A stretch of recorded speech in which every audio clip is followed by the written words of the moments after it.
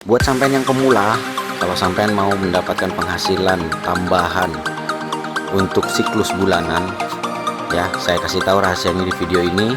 Untuk membangun sebuah peternakan skala rumahan mandiri tidak perlu butuh banyak modal, bosku. Oke, simak terus video ini sampai akhir.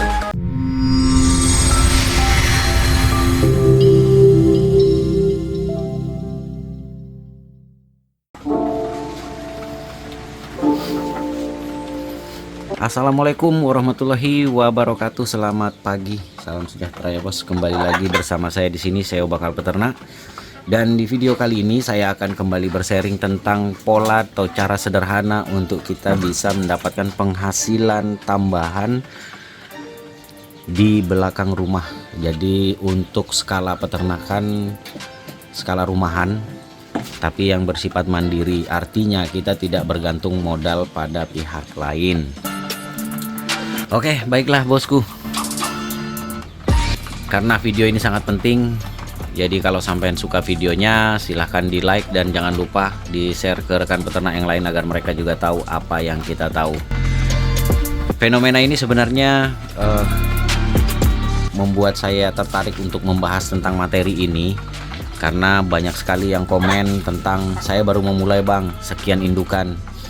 Saya baru memulai bang dengan satu indukan. Saya baru memulai bos dengan beberapa indukan. Sebenarnya menurut saya, kalau dari apa yang sudah pernah saya lakukan bosku ya, dan apa yang sudah pernah saya praktekkan dan real ya, ini tidak scam, bukan bohongan, tetapi real. Sampai mungkin ingat di video pertama kali saya rilis di 2005 di bulan April, ketika saya memulai peternakan Bakal Peternak ini dengan 6 indukan. Itu adalah real dari apa yang pernah saya sampaikan, dan berapa penghasilan yang saya dapat dari hasil penjualan ayam yang saya jual kepada pelanggan-pelanggan saya, ya lumayan lah bos ya. Sebentuk tambahan ya kan, minimal buat beli pakan udah gratis, karena saya menggunakan metode pakan fermentasi. Secara otomatis bahan pakan yang saya gunakan atau modal saya di pakan itu sangat minim. Nah, jadi buat sampean yang pemula itu, sampean nggak perlu merasa berkecil hati bahwa bisa juga kah sukses di peternakan ayam kampung ini, terutama buat sampean-sampean yang para peternak yang terlalu pesimis bahwa di peternakan ayam kampung ini, terutama yang skala rumah ini, sangat susah sekali untuk bisa berhasil. Sebenarnya kalau tolak ukurnya adalah berhasil, semua orang pasti bisa berhasil bosku. Hanya kadang kita ini terlalu memasang target sukses itu yang terlalu tinggi. Nah, kalau saya jujur dari pendapatan yang saya dapat setiap bulannya ya rata-rata kurang lebihnya segitulah, kisaran antara 2 juta sampai 2.500.000 per bulan bosku. Kenapa saya katakan per bulan? Kenapa? Karena siklus setiap bulannya saya pasti ada beberapa pelanggan tetap saya ya, pelanggan konsumen, pengguna, pemakan yang hobinya makan ayam kampung, biasanya ambil kisaran 5 sampai 10 ekor. Itu sudah rutin, sudah ada. Jadi saya tinggal memelihara atau menjaga siklus bulanannya, siklus perkembangan dari ayam-ayam saya bisa melayani mereka dengan perkiraan, dengan prediksi penghasilan ya antara kisaran 2 sampai 2,5 juta per bulan.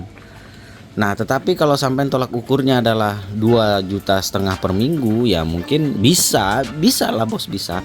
Tetapi perlu saya garis bawahi di sini, pertama modal perlu sampai tingkatkan, kemudian juga kandang sudah pasti, dengan ketersediaan kandang secara otomatis populasi juga besar.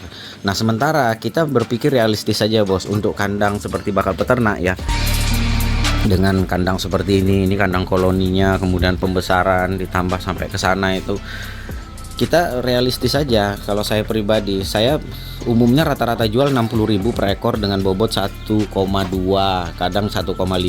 Kalau 1,5 itu saya jual 75.000 bosku. Jadi kalau dikatakan bisa apakah benar bisa dengan untuk tambahan, bisa bos.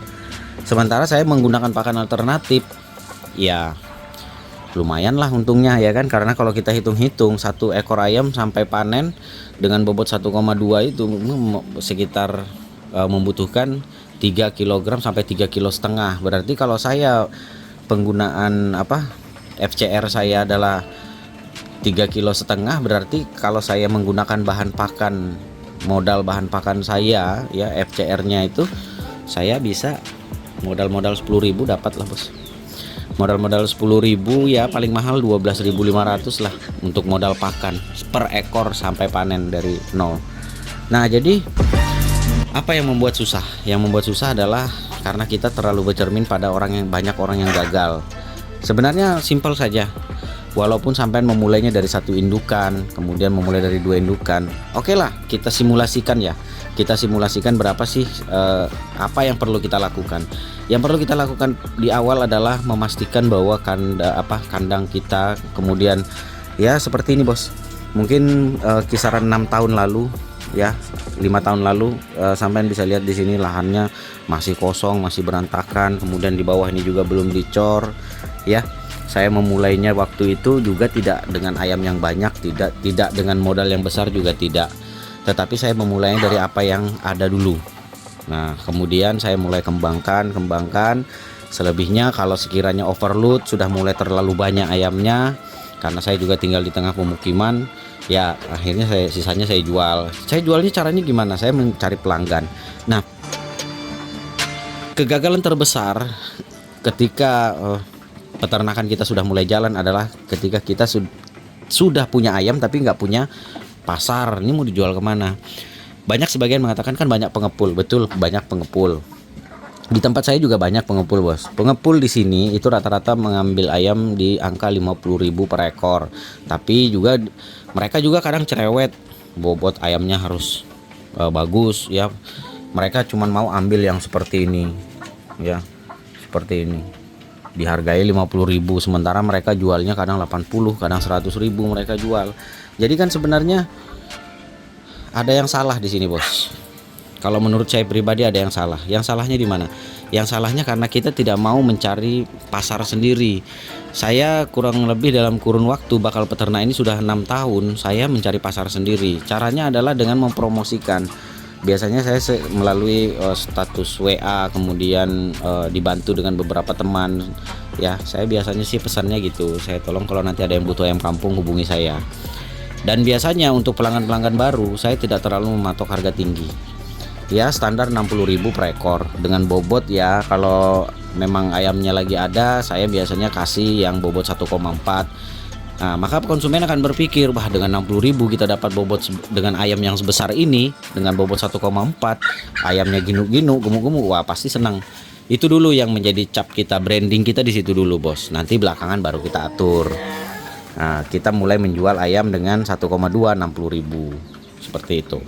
Nah, sementara untuk target bobot 1,2 itu bisa dicapai kalau untuk di peternakan saya ini dicapai dengan waktu 3 bulan, 3 bulan setengah. Ya paling lama 4 bulan kalau untuk ukuran ayam yang seperti di sana. Nih, yang seperti ini. Tuh, ukuran 4 bulan. Ini yang ukuran 3 bulan setengah. Jadi bukan tidak mungkin kita juga bisa berhasil.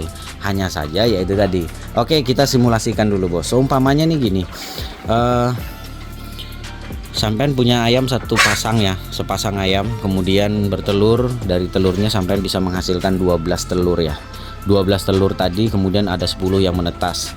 Maka yang perlu sampean lakukan berikutnya adalah melakukan seperti ini. Membuat kandang seperti ini. Nah, pas juga kebetulan nih ada 10 DOC. 10 DOC usahakan perlakukan seperti ini. Dibuat kandang tutup rapat seperti ini, tidak ada nyamuk masuk, pastikan tertutup, kemudian cukup sediakan ventilasi seperti ini aja. Ini bisa saya pastikan 100% DOC anak ayam sampai hidup. Jadi pada saat pengeraman selesai, masa pengeraman selesai, maka yang perlu sampean lakukan adalah dipisah secepatnya, kemudian dibuatkan lampu. Dan ini saya menggunakan lampu 5 watt. Jarak dari lampu ke DOC di bawah itu sekitar 50 cm. Airnya diganti setiap hari ya, tapi sebelumnya dicuci dulu. Jadi kemarin saya juga ada post video persiapan kandang DOC, itu sampai tinggal lihat aja videonya, baru kemarin saya rilis di tanggal 17. Nah, sampai bisa lihat sendiri. Sorry, di tanggal 19 saya rilis videonya. Nah, ini memastikan bahwa populasi kita akan bertambah dengan sendirinya, bosku, kalau kita punya kandang seperti ini. Terus berapa kandang yang harus kita siapkan? Ya buat aja lah 2 kalau memang populasi sampean itu sudah menyentuh angka 100 atau 200 ekor. Karena saya pastikan, bos, kalau sampean dipisah, ya oke lah, nggak apa-apa, dirami dulu sama indukannya, kemudian nanti baru dipisah, nggak apa-apa kalau sampean belum memfasilitasi kandang sampean menggunakan mesin tetas. Tetapi untuk di awal, saran saya sampean nggak perlu beli mesin tetasnya, karena kalau sampean beli mesin tetas ini lumayan juga harganya, bos. Nah, karena kita di sini minim modal dan sifatnya kita hanya mengisi waktu kosong saja, nggak perlu sampai mengeluarkan budget terlalu besar dengan cara membeli mesin tetas. Mungkin next nanti di periode tahun ini saya akan rilis lagi video tentang cara membuat mesin tetas seperti ini. Cara ini mudah sekali dan ini budgetnya juga nggak mahal, bos. Ini dari hasil limbah kayu aja akhirnya jadi mesin tetas kapasitas 80-100 butir. Lumayan lah, nggak beli paling beli yang peralatan perintilannya aja yang dibeli. Itu sudah membuat saya mengeluarkan modal tidak besar, tapi ya alhamdulillah maksimal, dan hanya membutuhkan waktu. Kemarin kalau nggak salah saya startnya 6 indukan di bulan April, kemudian saya menetaskan dan memperoleh telur kurang lebih sekitar 130 butir telur, dan kemudian dilanjutkan dengan pembesaran. Alhamdulillah ya, ini sisa-sisa aja lagi, dan sementara ini lagi proses, ada DOC baru dan ada penetasan baru. Di sini juga sudah mulai nggak banyak, paling di sini ada sekitar 10 ekoran aja lagi. Sementara yang untuk yang ini pilihan untuk calon-calon indukan di masa depan. Jadi seperti itu aja, bos, mudah sekali kok untuk sukses ternak ayam kampung ini. Yang penting kita melakukannya itu dengan hati. Nah, kemudian permasalahan kedua adalah setelah kita punya pelanggan, ya, kita punya pelanggan, punya tempat kita menjual selain pengepul kalau bisa. Permasalahan yang paling berat kedua adalah biasanya itu di pakan. Nah, pakan di sini sampai nggak perlu terlalu pusingkan. Kenapa? Karena limbah rumah tangga ada, nyata sudah gratis. Kemudian yang kedua, sampean bisa menggunakan metode pakan fermentasi seperti bakal peternak, pakan alternatif yang difermentasi kemudian diberikan ke ayam. Menggunakan metode pakan fermentasi ini sampean minimal harus bisa hitung-hitungan bagaimana untuk mendapatkan protein, bagaimana untuk mendapatkan karbohidrat, ya. Di sini sampean perlu sering-sering belajar, perlu sering-sering searching, browsing di internet, atau mungkin silahkan nonton video-video bakal peternak. Dari mana saja sumber pakan karbohidrat, dari mana saja sumber pakan protein, itu sampean bisa dapatkan di video-video bakal peternak. Itu sudah saya share semua, kandungannya berapa, dapatnya dari mana, itu bisa. Contoh lah karbohidrat terbesar atau tertinggi itu dapatnya dari jagung giling, kurang lebih 336 kilokalori per kilogramnya.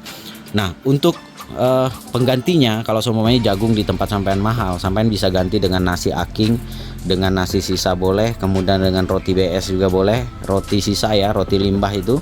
Kemudian bisa diganti dengan singkong, tapi singkong ini karena dia mengandung asam sianida, memiliki efek racun yang membuat ayam bisa lumpuh. Maka yang perlu sampean lakukan adalah menggunakan metode perebusan atau menggunakan metode fermentasi. Nah, terus boleh nggak gaplek, diiris kecil-kecil kemudian dijemur? Itu boleh. Jadi tanpa difermentasi, cukup dirajang kecil-kecil kemudian dijemur, itu boleh. Itu adalah bahan-bahan pakan sumber karbohidrat semua itu, bosku. Selanjutnya yang perlu kita persiapkan kedua, yang perlu sampean lakukan kedua setelah sampean memahami tentang kandungan-kandungan bahan pakan yang perlu digunakan, tinggal sampean memperhatikan masalah sumber dayanya dapat dari mana, murah apa enggak, mudah apa enggak. Karena percuma dapat murah kalau ternyata susah dapatnya. Jadi rumusannya adalah murah dan mudah didapat, seperti itu, bosku. Nah, selanjutnya lagi yang ingin saya sampaikan di sini adalah jenisnya. Nah, kalau di tempat saya yang paling murah itu adalah ampas tahu. Hanya saja ampas tahu itu susah ngelolanya, Bos. Susah mengolahnya dalam artian karena dia kadar airnya terlalu tinggi, ya. Sebenarnya kalau menggunakan metode fermentasi mudah saja, bisa awet sampai 2 minggu, 10 hari lah. Ya, karena kalau lebih daripada itu biasanya baunya agak kurang gimana gitu ya. Baru kalau dipegang itu melengket di kulit. Biasanya baunya itu lebih awet. Nah, tetapi di sini karena kita mencari sumber bahan pakan yang murah, maka solusi yang paling tepat itu adalah menggunakan ampas tahu. Biasanya tempat saya itu 10.000 sekarung. Nah, ini sejajar dengan ampas kelapa. Ampas kelapa pun di daerah saya kurang lebih harganya segitu juga sekarungnya. Ini dengan kandungan yang kurang lebih sama, hanya berbeda di serat kasar. Ampas kelapa serat kasarnya lebih tinggi. Jadi menggunakan metode bungkil-bungkilan, mengolah bungkil-bungkilan dengan cara difermentasi kemudian diberikan ke ayam, ini adalah salah satu opsi untuk menghemat biaya pengeluaran kandang. Nah, untuk mengenai sumber vitamin, sampai bisa menggunakan sayuran hijau, bisa dari bayam, kangkung, kemudian dari sayur-sayuran hijau lah. Kemudian untuk sumber proteinnya sampean boleh menggunakan konsentrat kalau dari pabrikan ya. Cuman sayangnya konsentrat seperti ini tidak dijual eceran, Bosku. Jadi kita belinya karungan. Nah, ya, itu tidak dijual eceran, karungan. Lumayan juga harganya, 600.000 sekarung yang merek Karun Pokpan itu. Dan juga tidak ada yang khusus pedaging. Khusus pedaging itu memang dari Harun Pokpan, itu kodenya 112, tapi langka, itu susah dapatnya. Kebanyakan itu yang dijual khusus petelur. Kemudian untuk sumber karbohidrat sampean, ya itu tadi saya sebutkan di awal tadi, kalau nggak ada jagung giling atau jagung giling langka atau mahal, ya sampean boleh menggunakan alternatif seperti singkong, kemudian menggunakan nasi aking, nasi sisa, roti BS, itu juga sebagai salah satu alternatif pengganti jagung giling. Oke, kalau untuk sumber mineral atau yang lain-lain sampean boleh menggunakan dari pabrikan lah, dari toko itu banyak tersedia, Bos, untuk sumber-sumber mineral yang lain. Tapi kalau sampean rutin memberikan, sebenarnya kalau sampean rutin memberikan sayuran hijau, sebenarnya itu sudah include semua di situ. Mineralnya ada ya, terutama yang seperti kelor, katu. Cuman sayangnya katu itu ayam kurang terlalu minat. Nah, dibanding kelor ya. Nah, itu kelor tuh sebenarnya kaya manfaat tuh, Bos. Saran saya kalau sampai ternak ayam kampung dan punya kebun, ya saran saya tanamlah kelor banyak-banyak itu. Karena kelor ini selain juga nutrisinya bagus untuk manusia, juga untuk hewan apalagi. Ya, kandungannya paling lengkap. Bahkan digadang-gadang proteinnya itu lebih tinggi. Ya, kemudian vitamin A-nya itu lebih tinggi beberapa kali lipat dibanding wortel dan lain sebagainya. Jadi ini juga sudah pernah saya bahas. Silahkan aja diulik-ulik, Bos, di video-video bakal peternak terdahulu. Jadi intinya kalau sampean mau sukses untuk menambah penghasilan dari ternak ayam kampung, saya sudah membuktikan bahwa selama kita masih bisa menjaga permintaan pelanggan atau melayani pelanggan, dan cara yang kita lakukan di peternakan kita itu benar, saya pastikan. Dan yang pasti juga, salah satu juga yang terakhir nih, yang paling sering dialami peternak dan biasanya memicu kegagalan, kerugian yang besar adalah kematian. Alhamdulillah kematian di kandang saya ini di bawah dari 10%. Kenapa saya katakan masih ada kematian? Susah, Bos, mempertahankan pool hidup semua itu susah. Karena pasti ada aja yang 1-2 ekor, entah itu karena kejepit, entah itu karena memang mungkin dari genetiknya, atau mungkin karena serangan penyakit. Ya, hal-hal seperti itu di luar dari kemampuan kita lah. Tapi untuk ukuran saya, angka di bawah dari 10% ini adalah angka kecil bagi kita peternak. Nah, jadi tingkat immortalitas ini perlu diperkecil kalau kita mau bisa memaksimalkan penghasilan kita. Kenapa? Karena semakin banyak ayam yang mati, maka modal kita udah mati juga di situ, Bos. Hilang juga sudah modal kita itu. Jadi intinya sukses di peternakan ayam kampung, terutama yang skala rumahan ini bisa. Tapi prioritasnya, tujuan dari sukses dan berhasilnya kita ini adalah sebagai untuk tambahan penghasilan, Bosku. Bukan buat beli mobil, bukan buat naik haji. Kalau tolak ukurnya itu ya saya angkat tangan. Jadi kalau ada yang sebagian bilang nggak mungkin bisa sukses dengan ternak ayam kampung, ya maksud saya semua orang bisa sukses di ternak ayam kampung ini, bisa berhasil. Cuman kebanyakan terlalu pasang target suksesnya itu yang terlalu tinggi. Kalau kita tadi tuh ya contoh seperti saya kalau 2 juta 2,5 juta aja dapat aja saya sebulan bos dari penjualan ayam ini. Sekali ada order, anggaplah kalau sekali order saya biasanya delivery saya kirim 10 ekor nanti ditransfer, itu dapat 600.000 kan lumayan bos. Kalau biasanya saya bisa 4 sampai 5 kali dalam sebulan, biasanya dapat aja tuh saya kirim, dan itu rata-rata buat konsumsi pribadi. Nah jadi ada beberapa cara yang kemarin sih sebenarnya nanti aja lah di video yang lain, karena cukup lama juga kalau kita mau bahas soal metode atau teknik pemasaran di video kali ini. Tapi intinya memasarkan itu gampang, mudah sekali memasarkan. Tinggal bagaimana cara kita melakukan pendekatan saja dan bagaimana teknik kita dalam memasarkan, mempromosikan. Oke, jadi sebagai update terakhir, indukan di kandang saya ini ada 1, 2, 3, 4. Kemudian di sana ada 4 juga kalau nggak salah. Oh ada 5. Nah ada 9 indukan babon produksi ya. Kalau calon indukan ini calon indukan saya. Ini calon indukan masa depan. Di sini ada 2. Calon indukan di masa depan nanti untuk mengganti yang tua-tua. Nah jadi ini harus ada siklus bos, supaya peternakan kita ini berjalan terus. Yang sampean jual itu adalah ayam usia 3 sampai 4 bulan dengan bobot targetnya itu dulu. Targetnya adalah 1 kilo sampai 1,4. Ya, bagaimana cara membuat ayam bisa bertumbuh dan berkembang normal dengan bobot 1,2 sampai 1,4 ini? Itu adalah cara sampean bagaimana mengakali. Nah, salah satu yang kami lakukan di sini, yang dilakukan oleh bakal peternak adalah menggunakan metode fermentasi, pemberian air probiotik secara rutin untuk mencegah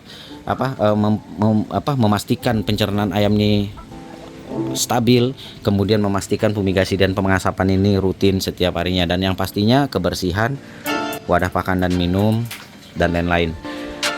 Itu dipastikan untuk menekan angka kematian di kandang bakal peternak. Karena sekali lagi saya sampaikan di sini bahwa sekali virus menyerang maka tidak ada ampun.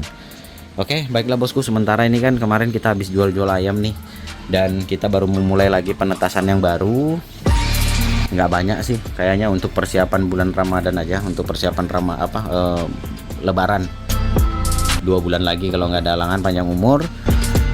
Yang pastinya siapapun yang ingin jadi peternak atau ingin mengisi waktu luangnya untuk mendapatkan tambahan penghasilan, kalau sampai punya lahan seperti ini, ya udah, ternak ayam kampung adalah salah satu solusi terbaik, solusi yang paling murah ya, dan saya sudah membuktikannya. Kalau nggak percaya silahkan coba sendiri, dan silahkan nanti komunikasi aja dengan bakal peternak atau join dan bergabung di grup bakal peternak. Oke, itu saja dulu video bakal peternak kali ini bos. Kurang lebihnya kalau ada salah-salah kata saya mohon maaf juga, maklumlah, cuanya manusia biasa, dan di sini saya niatnya hanya berbagi pengalaman dan bersharing tentang apa yang saya lakukan di kandang bakal peternak, dan sejauh ini alhamdulillah sih menghasilkan. Dan sampai nggak perlu ragu berapa hasil yang saya dapat, sudah saya ungkapkan tadi di awal video. Oke, itu saja. Saya akhiri. Assalamualaikum warahmatullahi wabarakatuh. Salam sukses dari bakal peternak. Maju.